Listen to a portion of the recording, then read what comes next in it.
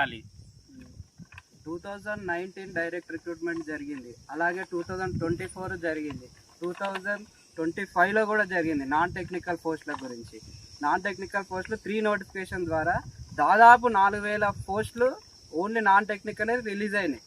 Non technical 4000 అంటే 25% GDC అంటే at least 1000 పోస్టులు రావాలి.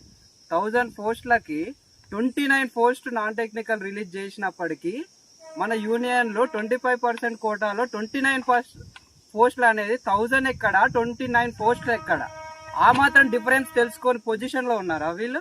1000 పోస్టులకి 29 పోస్టులు అఫీషియల్గా రిలీజ్ చేస్తుండే వీళ్ళు ఏ ధైర్యంతో దాన్ని యాక్సెప్ట్ చేసారు? అంటే ఎవరు అడగరు, ఎవరికి ఏం తెలియదు, లేకపోతే తెలిసినా వీళ్ళు నన్ను ఏం చేస్తారు అని ధైర్యమా ఏమో మాకు ఇప్పటికీ అర్థం కావట్లేదు.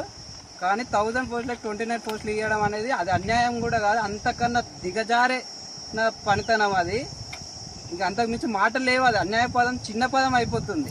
1000 పోస్టులకు 29 అంటే ముందు రోజే పోస్టులు నోటిఫికేషన్ రాకముందుగా గ్రూప్లలో పోస్ట్ చేసిరు, ఈ ఏఎల్పి ఇన్ని పోస్టులు, గ్రూప్స్ గార్డ్ ఇన్ని, స్టేషన్ మాస్టర్ ఇన్ని అని.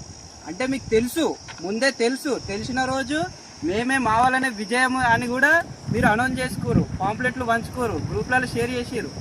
అదే 1 డేలో మేము రివర్స్గా ఇన్ని ఎలా రిలీజ్ అవుతాయి అనేసరికి మళ్ళీ మాట మార్చి మళ్ళీ మేము పోరాడతాం అది చేస్తాం అని. అంటే అడిగిన తర్వాతనా? మీకు ముందే తెలిసింది కదా, జీఎం దగ్గర ఎన్ని పోస్ట్ రిలీజ్ అయినప్పుడు 25% కోటాలో మా ఉద్యోగులకి, ఇంజనీరింగ్ డిపార్ట్మెంట్ ఉద్యోగులకి గత 7 సంవత్సరాల నుంచి నోటిఫికేషన్ లేవు.